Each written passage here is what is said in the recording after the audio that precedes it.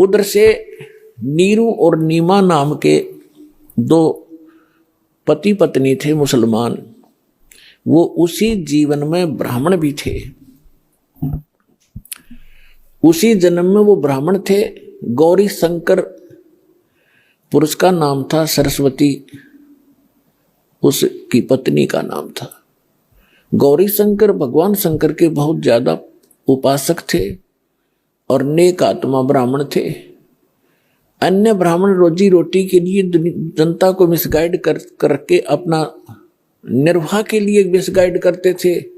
दक्षिणा आदि कुछ अटपट करके ग्रहण करते थे। तेरा पित्र ऐसे रुष्ट हो गया है, इतने पैसे चढ़ा दे, ऐसा पाठ करवा दे। वो ऐसा नहीं करता था।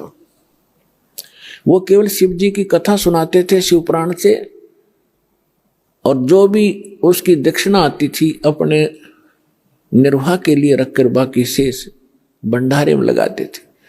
तो उनके अनुयायी बहुत अच्छे तरह परिचित थे कि बिल्कुल निष्पक्ष कथाएं करते हैं, निस्वार्थ कथाएं करते हैं, जिस कारण से उनकी काफी प्रसिद्धि काशी में हो रही थी। और अन्य जो नकली ब्राह्मण थे रोजी रोटी वाले, वो उससे घनी ईर्ष्या करते थे कि ज्यादा लोग इनको पसंद करने लगे, हमसे दूर होते जा रहे हैं। इस बात से मुसलमान काजी मुल्ला पीर खूब परिचित थे कि गौरी शंकर से अन्य जो धर्म गुरु हैं ब्राह्मण, ये अक्षुब्ध हैं और ये हिंदू धर्म का प्रचार घना कर रहा है। इसलिए उन्होंने बाई फोर्स गौरी शंकर सरस्वती को मुसलमान बना दिया। मुसलमान कैसे बना दिया? अपना जूठा पानी करके गली में खड़ा होकर और उनके ऊपर फेंक दिया, उनके कपड़े में फेंक दिया और उनके मुंह में डाल दिया। तो अन्य जो ब्राह्मण थे वो तो इसी दाव में थे। किसी दिन यूं फंसे, सबने मुनादी करा दी, गौरी शंकर मुसलमान बन गया है, उसको जाति से डाल दिया है, उसका गंगा में स्नान करना बंद कर दिया है। अब सारे हिंदू उनसे बाइकाट कर गए। तो वो विवश हुआ, उनका नाम रख दिया नूर अली गौरी शंकर का, और नियामत रख दिया उसकी पत्नी नीमा का, नियामत। तो इस प्रकार फिर अपभ्रंश करके उनको नीरू और नीमा कहने लगे। अब पहले उनकी रोजी रोटी चलती थी कथा की दक्षिणा से, अब दक्षिणा मिलनी बंद होगी, रोजगार की समस्या हुई। उन्होंने एक सिंपल सा काम जिसमें कोई पैसा नहीं लगना था, ऐसा काम शुरू कर दिया कपड़ा बुनने का। और समय के बीत जाने पर उनको जुलाहा कहने लगे। जब उनकी आयु 60-62 वर्ष की हो चुकी थी, कोई संतान नहीं थी। भले ही वो मुसलमान बन गए थे, लेकिन भगवान शंकर को दिल से भुला नहीं पाए थे। कोई भी आपत्ति आती थी या कोई विशेष कसक होती थी, भगवान शंकर को ही वो याद किया करते थे। भले ही वो मुसलमान रीति को भी निर्वाह कर रहे थे, उसको भी चल रहे थे। अपने आत्मा उनको संतान नहीं थी।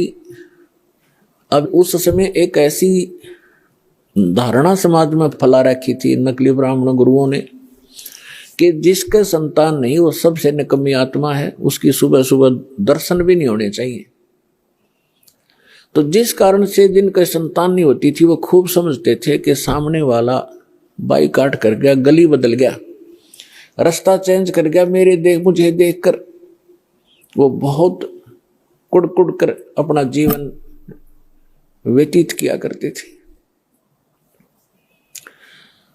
यानी संसार की परंपरा से उस व्यक्ति को जिसके संतान नहीं है वह सबसे मनहूस माना जाता था, और भगवान के अध्यात्म ज्ञान के आधार से वो परिवार, वो दंपति, वो पति पत्नी एक नंबर के हंस और पुण्यात्मा होते हैं। पुण्यात्मा का मतलब है कि उनका फाइनल मैच होता है जब सतगुरु मिल जाता है। वो उनका कहीं किसी से अब लेन देन नहीं रहा, ना पुत्र का ना पुत्री का संस्कार शेष है। और यदि उनको सतगुरु मिल जाए, भक्ति ठीक कर ले, उनका बेड़ा पार तुरंत हो जाए उसी जीवन में। अब ये ना समझना कि जिनका संतान है वो पुण्यकर्मी नहीं है, नहीं, जिनको सतगुरु मिल गए जिनको सतगुरु मिल गए मनुष्य जीवन में, दोनों ही पार हैं, दोनों ही पुण्यकर्मी प्राणी, क्योंकि संतान होती है संस्कार से। जैसे एक समय सुखदेव ऋषि 12 वर्ष के बाद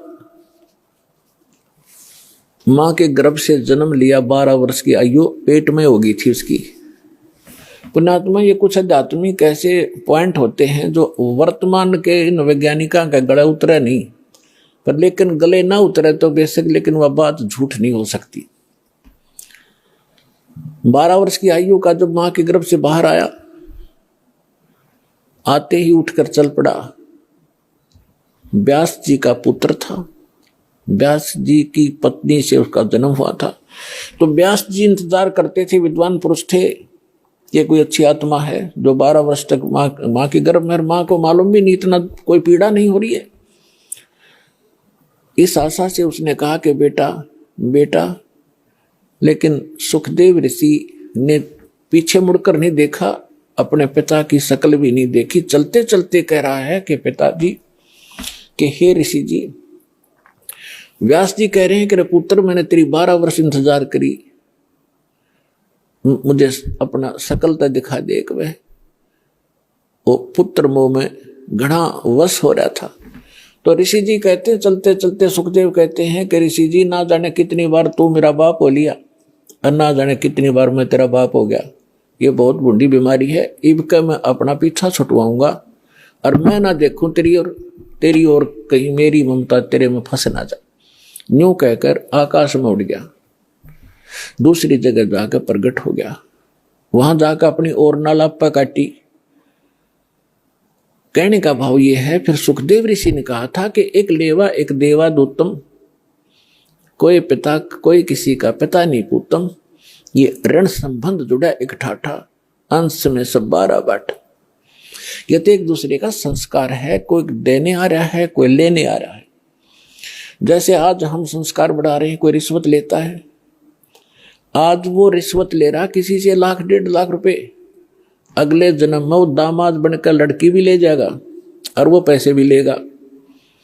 बिरान मट्टी होगी फिर हमारी नो, फिर यह गधा बनकर देना पड़ेगा, किसी की भैंस बनकर देना पड़ेगा, फिर दूध नहीं दे उसके इंजेक्शन लाओगे, दे लट्ठा लठरेंगे। तो अपने इस संस्कार को हम अब खत्म करेंगे। तो इस विष को हम तभी तक खा रहे हैं जब तक हमें ये विष दिखाई नहीं देता, हम पहचानने योग्य नहीं थे।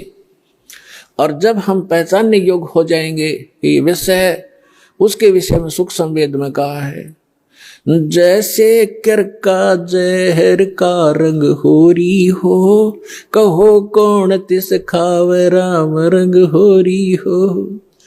जैसे कण पड़ा हो किस विष का, और ये पता हो ये विष का कण है, कहते कौन छुएगा उसको, खान की तो बहुत दूर बात, हाथ भी ना लावे, किसी और कपड़े तो पकड़ेगा और पता नहीं मिट्टी में दबा का होगा, कहीं और भी ना खा ले। और परमात्मा की भक्ति करने से ही सुख होगा, होरी माने खुशी होगी। तो नीरू निम्हा को भगवान ने, उनके कोई संतान नहीं थी, और कि इसलिए पुण्यात्मा थी, भगवान आ गया गोदी में। अब भगत का और जगत का सदा से विरोध रहा है, मतभेद रहा वैचारिक, और जिस कारण से इनकी खींचातान बनी रही तो बनी रहो, क्योंकि भगत को ज्ञान हो जाता भक्ति का और जगत को ज्ञान होता अपनी ही परंपराओं का, वो उन्हीं को उत्तम मान रहे होते हैं, इसलिए विरोध करते हैं भक्तों का। ये तब जाकर लंबे पड़े वहां पर, ये पता नहीं कैसे कर रहे हैं, ये मुसलमान रहे ना हिंदू, मतलब इस तरह की वो बातें करते हैं। करने दो, हम अपने इस ज्ञान के आधार से आगे बढ़ते रहेंगे, एक दिन पूरा विश्व स्वीकार करेगा ये ऐसा गजब का मार्ग है, और इसी से सुख है।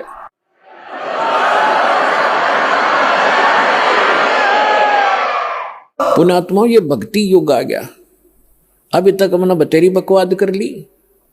एक बार दास गोवा के अंदर गया हुआ था। गोवा एक स्टेट है समुद्र के किनारे, वहां दूसरे जिसको हम विकसित देश मानते हैं,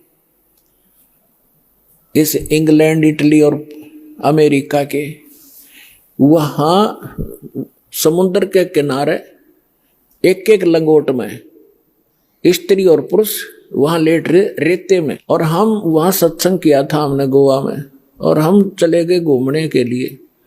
तो उनको देख रहे और वो भी अच्छे ना लगे, पड़े भी वह बेटी के बाप। तो वहां बता रहे थे कि ये क्या कहते हैं, क्यों हो हमें यहाँ आकर शांति मिलती है, और ये बड़े वहां सेठ हैं, बड़ी बड़ी कोठियां, इनकी कार है बड़ी बड़ी। कलम देखो इनकी शांति तो उस रेत में, तो कोठी सर में मारोगे जहां अशांति है, क्या करोगे और कट्ठी और कारों की। आग अंगारे इकट्ठे कर रहे हैं और उसको विकास मानते हैं और उसको अपना बड़ी महिमा मानते हैं, और शांति मिल रेत में। तो आज से 50 वर्ष पीछे झांको, आपके दादे परदादे कैसे रहा करते थे, उस रेत में रहा करते थे, झोंपड़ियों में रहा करते थे, और कितना शांत जीवन जीते थे, कितना उनके चेहरे पर शांति और कितनी खुशी रहती थी। अंत में आपने उड़े टेकना पड़ेगा। यूं तो एक बबुड़िया सा उठ रहा थोड़े दिन का, और 2 वर्ष वर्षा ना हो, ये विज्ञान धरी की धराई रह जाएगी। ये कंप्यूटर पड़े पड़े जरेंगे सारे, और ये जहाज इनमें कोई बैठनिया नहीं पाएगा। भगवान को प्रसन्न करना पड़ेगा इस संसार के अंदर। कुछ दिन सुख से जीना चाहते हो, और परमात्मा प्रसन्न हो गए, सारे ठाठ कर दे, समय पर वर्षा होने लग जाएगी, सब दुख दूर हो जाएंगे, प्राकृतिक आपदाएं टल जाएंगी, भक्ति करेंगे। ये भक्ति युग है, और भगत के लिए बकवाद नहीं चलेंगी। बकवाद करके भक्ति नहीं हो सकती। तो इन सब बकवादों को त्यागना होगा और भक्ति की राह पर हमने लगना होगा, तभी हम मोक्ष प्राप्त करेंगे। नहीं तो बहुत बुरा भयंकर समय आ जाएगा आने वाले समय में। अब हम आते हैं अपने प्रसंग पे कि नीरू नीमा 62 वर्ष के हो गए थे, संतान नहीं थी। अब समाज की दृष्टि से तो बहुत मनहूस थे, लेकिन अध्यात्म मार्ग से वो 1 नंबर की आत्मा थी। उसका प्रमाण भी आपके समक्ष है। जिनकी गोदी में भगवान खेले, वो समर्थ शक्ति जिनको भटक रहे हैं हम खोजने के लिए, जंगलों में बैठ के शरीर खत्म कर दिया हमने तपा तपा करके, लेकिन रास्ता ठीक ना होने से वो कहते ना गणते जांडी काटने का आड़ी तरीका था ही हमारा। गण से जांडी कटा नहीं करती हो, तो वही आरी चाहिए या तीखी को आड़ी चाहिए जिससे जांडी कटे। तो हम लकड़ी के गणते जांडी काटा थे, यानी वह विधि परमात्मा पाने की ठीक नहीं थी, और उसके लिए हम भटक रहे थे। और वो परमात्मा उनको मिला जिनको संसार मनहूस कहा करता था। अब समय जैसे तैसे वो व्यतीत कर लेते हैं, स्वयं तो जिनका संतान नहीं, लेकिन ये संसारिक व्यक्ति अपनी सोच से जब भी उनसे मिलते हैं कोई ना कोई इंजेक्शन लगा ही देते हैं कि एक संतान तो चाहिए थी, एक बालक तो चाहिए था घर में। तो कुछ भूल पड़े तो काल पड़ने देता ना, किसी न किसी को भेज कर उनका इंजेक्शन लगा दे।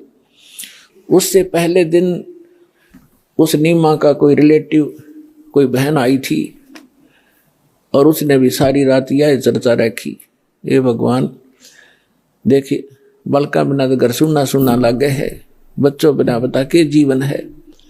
अब उस माई का फिर वो इंजेक्शन लाएगी, वह चली गई, सारी रात रोई। सुबह वो क्या करते थे, नीरू और नीमा का गंगा में स्नान कराना बंद कर दिया था, क्योंकि मुसलमानों को हिंदू गंगा में गंगा घाट पर पड़ने नहीं देते थे। तो वो वहां स्नान ना करके लहर तारा तालाब में उसी गंगा के जल में प्रतिदिन स्नान करने जाया करते थे। उस दिन भी वो जा रही थी। नीमा रो रही थी क्योंकि इंजेक्शन ताजे ताजे लगे थे, और रो रही बुरी तरह आंसू डाल रही थी कि हे भगवान शंकर, आपके घर में क्या बच्चों की कमी होगी भगवान, अपनी दासी को एक खिलौना दे देते, जग में मेरा भी गुजारा हो जाता, मुंह ऊपर न उठा कर मैं भी चल सकती।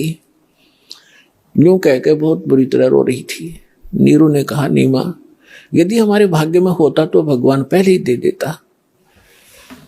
आप रो मत, रो रो के आंखें और खराब कर लेगी। बुढ़ापे में कोई हाथ पकड़ने वाला नहीं है, और आंखें तेरी रो रो कर नष्ट हो जाएंगी। तो मेरी बात मान, तो रो मत, सब्र कर। तो जैसे तैसे वो अपने बतलाते हुए नहर तारा तालाब पर पहुंच गए। अष्टानंद वहां से जा चुका था। पहले नीमा ने स्नान किया, स्नान करके उस तालाब से बाहर आ गई। फिर नीरू स्नान करने के लिए प्रवेश किया नीरू ने। अब नीमा ने फिर जो वस्त्र बांध कर वो स्नान किया था उसको धोने के लिए पुनः किनारे पर गई। पति नहा रहा था। से जून का महीना, गर्मी का मौसम था।